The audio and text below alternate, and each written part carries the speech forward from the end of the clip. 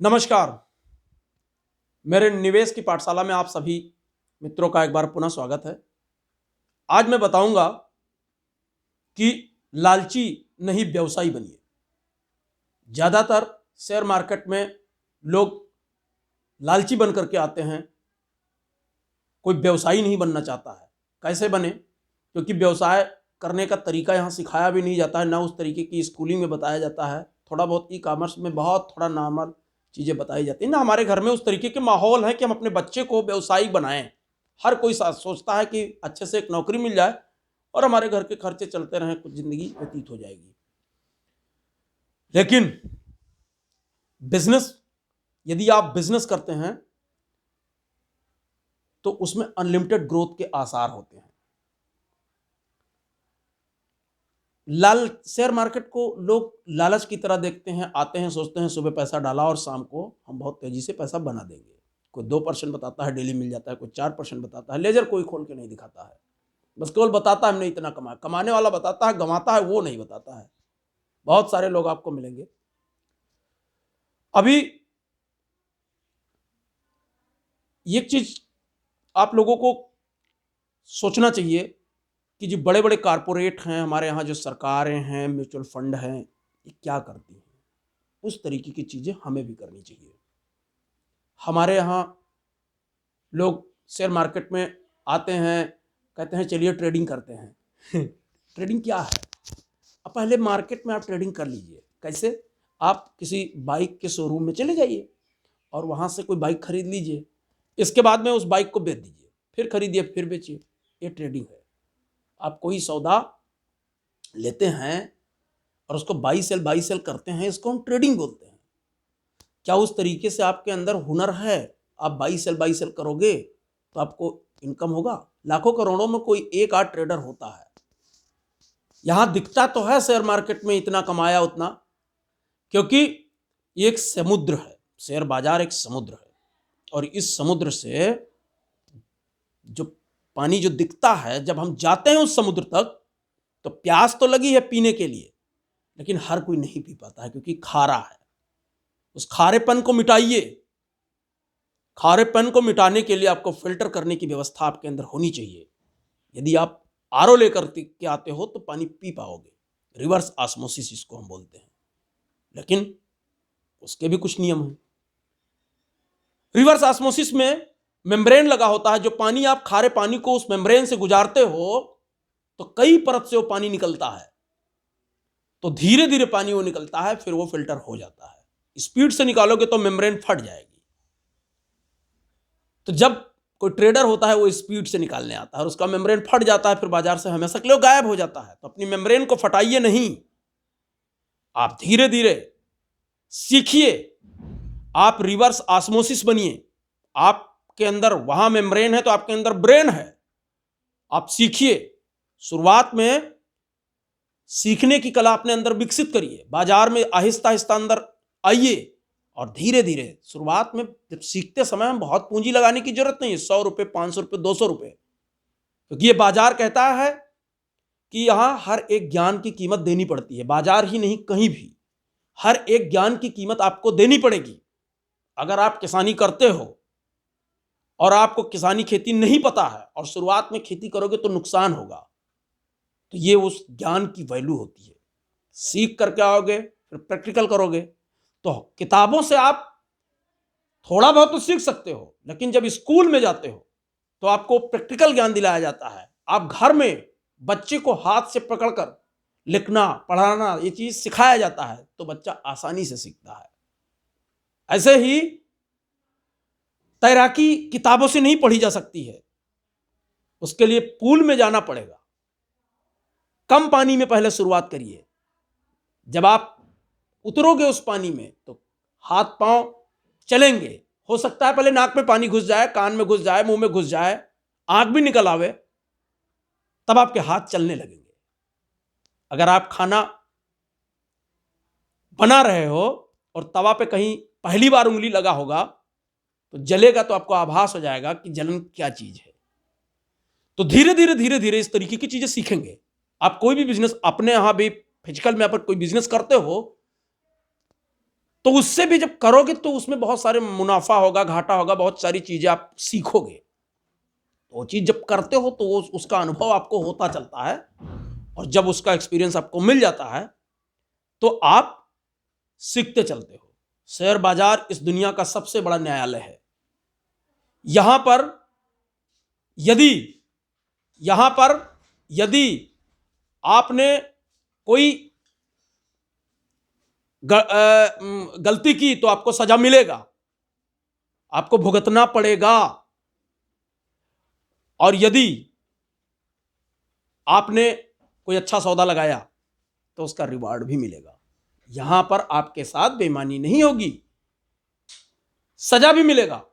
अन्य न्यायालय हो, कोई भी हो, वहां हो सकता है शोर सिफारिश या आपके एडवोकेट बचा ले जाएं, लेकिन यहां पे कोई नहीं बचा पाएगा। यहां आपको तुरंत फौरन रिवार्ड भी मिलता है और फौरन सजा भी मिलती है। दुनिया का सबसे बेहतरीन न्यायालय है। शुरुआत में जब आप शेयर बाजार में प्रवेश करें तो यहां लार्ज कैप में आए। लार्ज कैप क्या होती है? जो बड़ी कंपनियां होती हैं, 30,000 करोड़ की मार्केट कैप, 40,000 की करोड़, 50,000 करोड़ की मार्केट कैप। क्यों? क्योंकि ये पिछले 20 साल 30 साल से स्टेबल है इनका बिजनेस। ये इनका बैकग्राउंड देखिए, पिछले 20 साल में एक भी साल निगेटिव रिटर्न ना दिया हो। तो इसका मतलब क्या हुआ? 20 साल में अगर कोई कंपनी निगेटिव रिटर्न नहीं दी है तो क्या आपके पैसा लगा देने से वो निगेटिव रिटर्न देने लगेगी? उसका खुद का पैसा देखिए कितना लगा हुआ है, कंपनी के मालिक का, उसके प्रमोटर देखिए, उसके तिमाही दर तिमाही नतीजे अगर बढ़ रहे हैं रेगुलर 20 सालों से, तो उस बिजनेस को जरूर खरीदिए। उस बिजनेस को खरीद रहे हो, उस धंधे को आप खरीद रहे हो। अगर किसी नया या किसी नई कंपनी में आप पैसा लगा रहे हो तो यह जोखिम है, क्योंकि जिस बीज को आप खेत में डाल रहे हो उसका कैसा आकार होगा आपको क्या पता, वो फल देगा कि नहीं देगा। ऐसे समझिए कि आप गांव में कोई व्यक्ति से मिलिए, कोई किसान जो अनपढ़ होता है वो दुधारू गाय पर कीमत लगाता है, भले ही महंगा मिले, लेकिन बिन ब्याई बछिया या बिन ब्याई जो जानवर हैं, कोई भी मवेशी, उस पर कीमत नहीं लगाते हैं। क्यों? क्योंकि उसको नहीं पता है कि दूध कितना देगी। वो उसमें अनुमान है, वो जोखिम है। लेकिन जो दूध रेगुलर दे रही है उनको पता है कि इसके नीचे कितना दूध है, वो कितना देगी। जो बगीचा फल रेगुलर 20 सालों से दे रहा है, उस बगीचे की वैल्यू दे देते हैं लोग। लेकिन नर्सरी से 40-50 रुपए का तो हर पौधा मिल जाता है शुरुआत में, चाहे वो बरगद का हो, पीपल का हो, नीम का हो, शीशम का हो, और सागौन का हो, चंदन का हो। लेकिन जब वो अपने खेत में आप लगाते हो, जब उसमें खून पसीना लगाते हो, उसको मतलब पालते हो, पोसते हो, तो 100 में 10-20 ही रुकते हैं, बाकी 90-80 सब मर जाते हैं। लेकिन जब वो ग्रोथ करके ऊपर आते हैं तब उसकी वैल्यू निखर के आती है, जब उसका आकार आता है। यानी पहले उसको चमकने दीजिए। यहां भाई लोग 10 रुपए का शेयर खरीदेंगे और इस आशा से खरीदते हैं कि 100 का हो जाए। जरा सोचिए कि लोहे की कीमत पर दांव लगा रहे हो 55 रुपए किलो, और उसको सोना बना रहे हो। सोना 55 लाख रुपए किलो है, वो कल 55 करोड़ रुपए का हो जाएगा किलो में। क्यों? क्योंकि वो लिमिटेड है। सरकार के पास पता है इतने सोना है। लोहे की कोई लिमिट नहीं, लोहे में जंग भी लगेगा और धीरे धीरे खत्म हो जाएगा। इसलिए जो भीड़ कर रही है उस भीड़ को मत करिए। भीड़ यही सोचती है कि ये 55 रुपए मिला, बहुत सस्ता मिला। सस्ता ऐसे नहीं होता है। कोई कंपनियां बहुत कम शेयर इशू करती हैं और कोई कंपनी ज्यादा शेयर इशू करती है। ये फेस वैल्यू और बोनस जब उस पर जाओगे, देखोगे उसकी मार्केट कैप, तब पता चलता है। तो सोचिए कि आपके जेब में 2000 का एक नोट है और मेरे जेब में 10-10 के 100 नोट हैं, तो किसकी वैल्यू ज्यादा हुई? 2000 वाले की हुई। तो मार्केट कैप बताता है। मार्केट कैप में नंबर ऑफ शेयर मल्टीप्लाई उसका भाव, ये बनता है मार्केट कैप। बहुत सारी कंपनियां 200 रुपए का शेयर बेचती हैं और उसकी मार्केट कैप 2 लाख करोड़ है। बहुत सारी कंपनियां 2000 का शेयर बेचती हैं, उसकी मार्केट कैप 50,000 करोड़ है। उसके बाद कम शेयर हैं। तो आप ऐसे भाव देख करके अंदाजे में अगर पैसा लगा रहे हो तो ये जुआ है। कम पैसा लगाकर, कम भाव दे करके अगर आप पैसा लगाते हो तो आप लालची हो। कोई भी शेयर जो होता है उस कंपनी के परफॉर्मेंस पे रिफ्लेक्ट करता है, ये चीज ध्यान रखिएगा। अगर कोई शेयर 1500 से गिर करके 10 रुपए पे आ गया है तो इसलिए नहीं आ गया कि आप खरीद लो। वो 10 रुपए तक आया है तो 1 रुपए का भी होगा, 8 अन्नी का होगा, 10 पैसे का, फिर खत्म हो जाएगा। वो ये उस पर विश्वास खत्म हो गया, लोगों ने अपने शेयर को बेच दिया है। कुछ भोले भाले चंद रिटेल लोगों के फंसा हुआ है। लेकिन अगर कोई शेयर 100 से 10,000 रुपए के भाव पे है तो इसलिए नहीं है क्योंकि आप उसको बेच दो, क्योंकि वो कंपनी की परफॉर्मेंस है उतना बढ़िया है, वो ग्रोथ कर रही है रेगुलर 20 सालों से, तो उस पर विश्वास बना रहे हैं। अभी बहुत सारे लोग सोचते हैं कि हम सस्ता खरीद लें। आपके अंदर वो ताकत है कि उस गिरे हुए शेयर को खरीद लोगे तो बढ़ जाएगा। आपके गिरने के लिए नहीं है, वो खरीदने के लिए शेयर नहीं गिर रहा है, या वो शेयर आपके बढ़ने के लिए नहीं कि आप उसको बेच दीजिए। एक संपत्ति है, संपत्ति को छानबीन के लगाइए। आपके अगल बगल अगर कोई नदी हो, घाघरा हो, राप्ती हो, और उसमें आपसे कह दिया जाए कि उस कछार की जमीन पे पैसा लगाइए, 5,000 रुपये प्रति 100 स्क्वायर फीट आपको मिल जाएगा, तो आप लोगे? सोचिए जरा, मिल जाएगा। वहां 2-4 लोग खरीद विक्रेता मिलेंगे। लेकिन अगर दिल्ली के कनॉट प्लेस में आपसे कहा जाए लीजिए 1 करोड़ रुपए का 100 स्क्वायर फीट है, तो उसके लाखों लोग मिल जाएंगे खरीदार। तो कनॉट प्लेस वाली जमीन खरीदिए। आप लखनऊ के रईस इलाके इंदिरा नगर से खरीदिए, मतलब रईस इलाकों में लीजिए, तो वो उसका भाव देना पड़ेगा। बाजार का एक नियम होता है कि बाजार में हर एक अच्छी चीज खरीदते समय महंगी मिलेगी, दे दीजिए, क्योंकि महंगी मिलेगी क्योंकि वो अच्छी चीज है। एक बार बाजार में चमकने दीजिए, गाय को दुधारू बनाइए पहले, फिर भाव दीजिए। जुआ मत खेलिए, लालची मत होइए। आईपीओ आता है, लोग पैसा लगा देते हैं जल्दी से, क्या पता उसका नेचर कैसा होगा। लेकिन जो कंपनी 20-30 साल से रेगुलर परफॉर्मेंस ऊपर की तरफ दे रही, बढ़ती जा रही है, आपके पैसा लगा देने से अपना व्यवहार बदल देगी। जैसे हर आदमी का व्यवहार होता है, आपके आसपास कुछ लोग ऐसे मिलेंगे जिनको आप बहुत विश्वास करते हो, तो कैसे पता चलता है आपको विश्वास करते हो? पिछला पुराना इतिहास देखते हो कि 10 साल में इनका व्यवहार कैसा रहा, 20 साल में ऐसा। ऐसे ही कंपनियां होती हैं, कंपनियों पे विश्वास करते हैं तो कंपनियों के पुराना रिकॉर्ड देखा जाता है, उस पुराने रिकॉर्ड को देखिए। आप लालची न बनिए, समय दीजिए। लालची वही लोग होते हैं जिनके पास समय नहीं होता है। हम लोग बहुत तेजी से पैसा कमाने के मूड में आते हैं और करोड़पति नहीं बनते हैं, मगर रोडपति जल्दी बन जाते हैं। इसलिए आप पहले सीखिए, फिर थोड़ा थोड़ा आहिस्ता आहिस्ता निवेश करना सीखिए, पैसा उसमें लगाइए और समय दीजिए। जो चीज़ लीजिए उसको रखिए।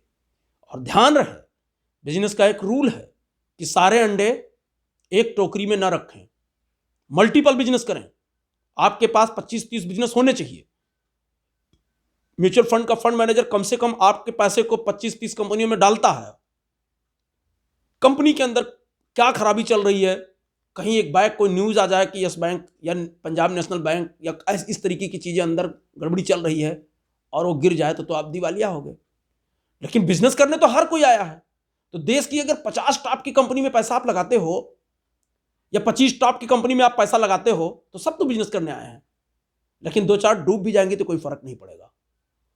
तो इसलिए अपने पोर्टफोलियो को डाइवर्सिफाई करिए और टॉप की 25, 30 या 20 कंपनियां पकड़िए। कुछ चंद समय में हो सकता है भाव गिरे, क्योंकि खरीदते समय उतार चढ़ाव, बाजार स्थिर तो है नहीं, तो गिरेगा। गिरेगा तो डरिए नहीं, ऊपर नीचे तो होगा ही कुछ दिन के लिए। लेकिन जब समय व्यतीत होगा तो सोने जैसी वाली चीजें जो होंगी वो चमकदार होती जाएंगी, बढ़ता जाएगा, वो वापस नहीं आएगा।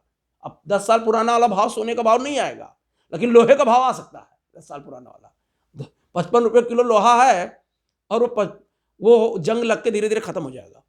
इसलिए लोहे में निवेश कितने लोग करते हैं? हर कोई सोने में निवेश करता है क्योंकि उसमें चमक होती है।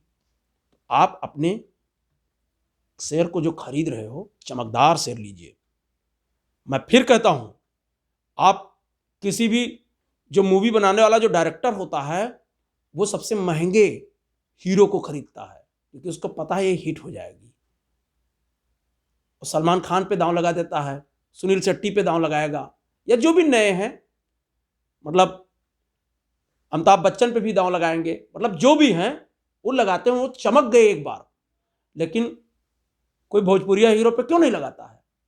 आप भोजपुरिया हीरो कोई भी पकड़ लीजिए, या अवधि, या जो भी लोकल के हीरो हैं, आप उस तरीके के 1000 हीरो लगा दीजिए, और एक हॉलीवुड के जो या बॉलीवुड के जो सफल हैं, एक बार सफल हो चुके हैं, उन पे लगा दीजिए, तो आपका एक वो जीत जाएगा, क्योंकि वो 100 बार के रेस में 100 बार जीते हैं, और इधर ये फ्लॉप हो जाएंगे। तो एक पकड़िए, लेकिन बेहतरीन पकड़िए। ऐसे ऐसे करके आप डाइवर्सिफाई करते हुए अपने बिजनेस को चलिए, ताकि जोखिम कम हो।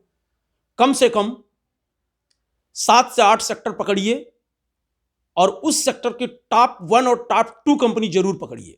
लार्ज कैप में अपने पैसे को 70-75% डालिए।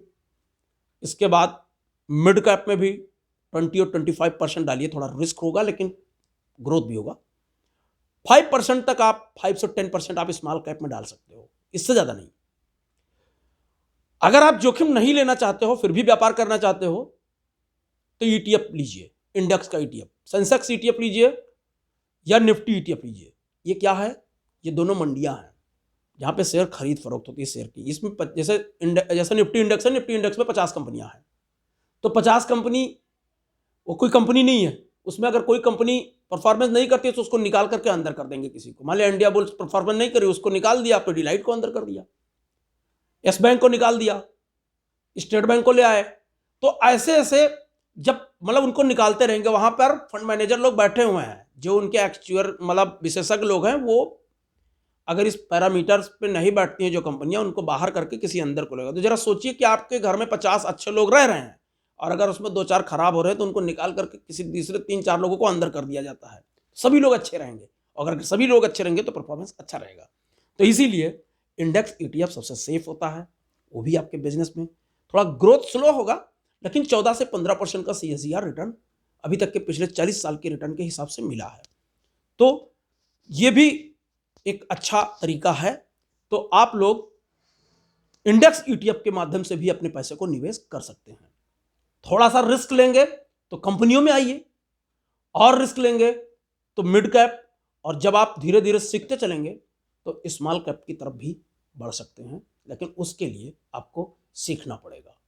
यहाँ 99% लोग पहले स्मॉल कैप में आते हैं, स्मॉल कैप भी उनको नहीं पता होता है। वो लोग कौन सा शेयर लेते हैं जो एक बार बाजार से पिट गए होते हैं, जो दिवालिया हो गई होती है, उनको पता ही नहीं है। जेपी एसोसिएट ले लेते हैं 2 रुपए का शेयर, और कहते हैं कि भैया आप रेट बढ़ता क्यों नहीं है? क्यों बढ़ेगा? मैं पहले कह चुका हूं, कंपनी के परफॉर्मेंस पे ही शेयर रिफ्लेक्ट करता है। जब कंपनी पढ़ते नहीं हो तो खरीद लोगे 3-4 रुपए 5 रुपए का शेयर। आप नेस्ले का शेयर खरीदिए 18-19 हजार का, उसने अभी स्प्लिट नहीं किया है, ना बोनस दिया है। तो नेस्ले क्या करती है पता है? उसकी मोनोपोली बिजनेस है नेस्ले इंडिया। बच्चों से कहिए तो नूडल्स नहीं मांगते हैं, मैगी दे दीजिए। उसका एक छत्र राज है पूरे वर्ल्ड पे।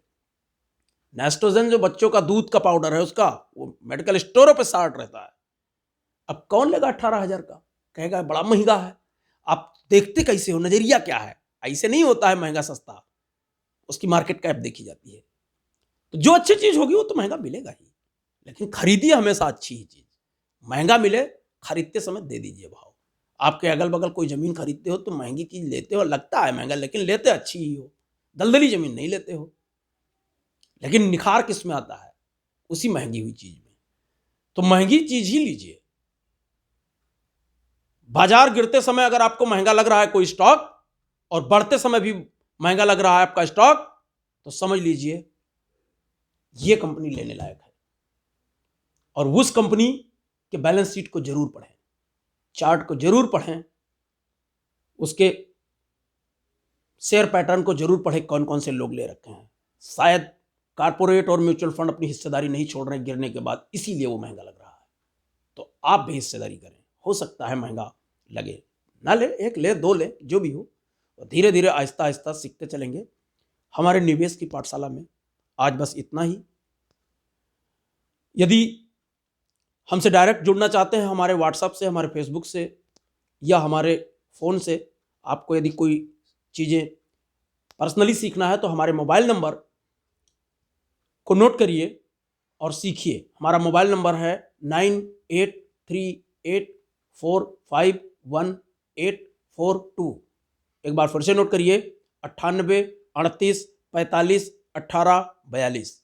धन्यवाद।